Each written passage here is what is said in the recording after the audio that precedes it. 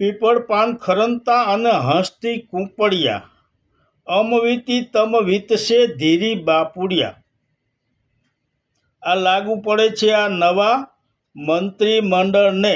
ગુજરાતના નવા મંત્રીમંડળને આ શબ્દ લાગુ પડે છે, કેમ કે આ પહેલાં પણ મંત્રીમંડળનું વિસ્તરણ થયેલું, તેમાં ઘણા મંત્રીઓ આવેલા, તેઓ પણ આ રીતે હરખાતા હતા અને આજે તેઓ સાઇડલાઇન થઈ ગયા છે.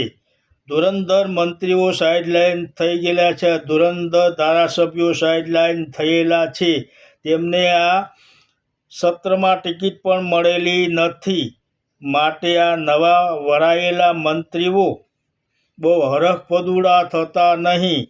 તમારો વારો પણ આ જ રીતે આ હાંસિયામાં ધકેલાઈ ગયેલા ધારાસભ્યો જેવું જ થવાનું છે.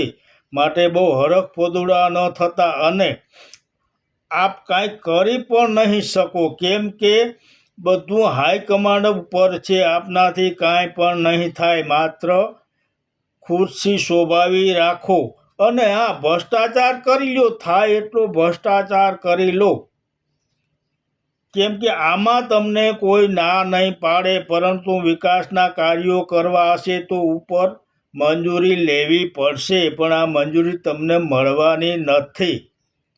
આ માત્ર શોભાના ગાંઠિયાની જેમ આ ખુરશી શોભાવી રાખો અને ઉપર જે હાંસિયામાં ધકેલાઈ ગયા છે એના તરફ જુઓ. તેની આજે શું દશા છે. તેઓએ પણ આ ભેગું તો કરેલું છે, તેઓને આજે કામ આવે છે. તેથી આપ પણ ભ્રષ્ટાચાર કરી ખિસ્સા ભરી લેજો, ઘર ભરી લેજો, એમાં તમને કોઈ ના નહીં પાડે. બાકી તમે એક દિવસ હાંસિયામાં ધકેલાઈ જવાના છો અને છો. જય માતાજી.